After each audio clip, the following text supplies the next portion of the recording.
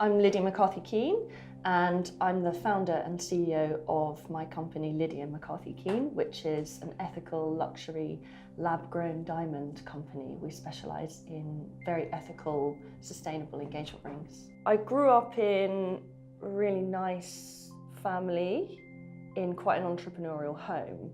My parents both come from different parts of London, and they're from the sort of old school working class and really always struggled for money. And then my dad set up his own company. He did industrial shutters and door fitting. And we lived a life where sometimes there were trips to Florida. There were years like that, and then there were years where it was free school meals. There were sort of these experiences of highs and lows in my upbringing, which, yeah, it definitely left its mark on me on how I feel about money and how I feel about work and what it involves.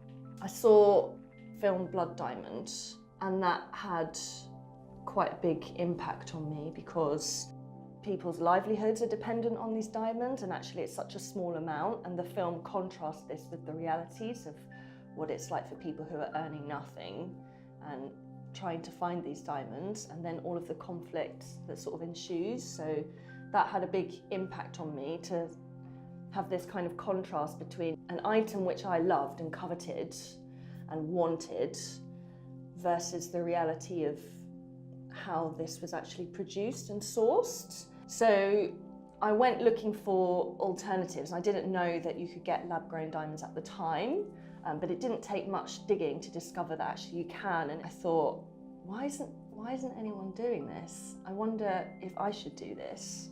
And then I went off on a meditation retreat and had a really big think about whether I was willing to give it what it took. So I was running a different business at the time. So now we're at the London Buddhist Centre in Bethnal Green, and it's been really, really important to me on my entrepreneurial journey, because working with the mind can be one of the most challenging things, I think, in any business. So meditation is a really great place to start, and I found this place completely invaluable. We can live in a world where we don't have to mine diamonds at all. We can have it all, and we've got a limited time to change our world. And most people, especially young people, when they do find out that it exists and they realise that lab-grown diamonds are exactly the same as mined diamonds in every way. If nothing else, diamonds themselves are a finite resource. And all of the mines around the world, most of them are about 15 years old. So in order to actually dig deeper, it needs a different level of investment. If we look at mined diamonds, we're looking at 57,000 grams of carbon emissions per carat of diamond. And a carat is fairly small, it's half the size of a pea. If we look at lab-created diamonds, we're looking at 0.028 grams of carbon emissions per carat. So I thought I'd bring us to the London Diamond Bourse, which is the UK's trading platform for diamonds.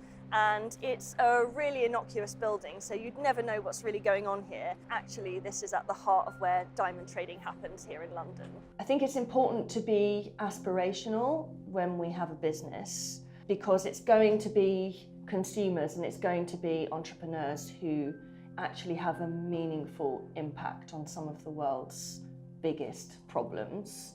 So if we don't do something as individuals and as businesses, then we haven't really got a future to make money in.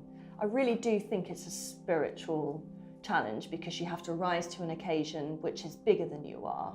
There are definitely challenges to be faced as a woman working in the business market, because it is still quite a male-dominated arena, and my industry in particular is incredibly male-dominated. But at the same time, I think it's really important not to worry about statistics, because if we read statistics on women in business, then women are always going to be disappointed, and fundamentally the statistics haven't been written about me yet. And people who are younger than me, the statistics haven't been written on them yet. If you have an idea, go out, test it on the market, maybe you'll win, maybe you'll fail, but then you'll just come back for more and just do what you want to do. You have to look back on your life after you've done this, and has it helped you grow as a person, and has it helped you develop and give something to the world, even if it's just in your small world.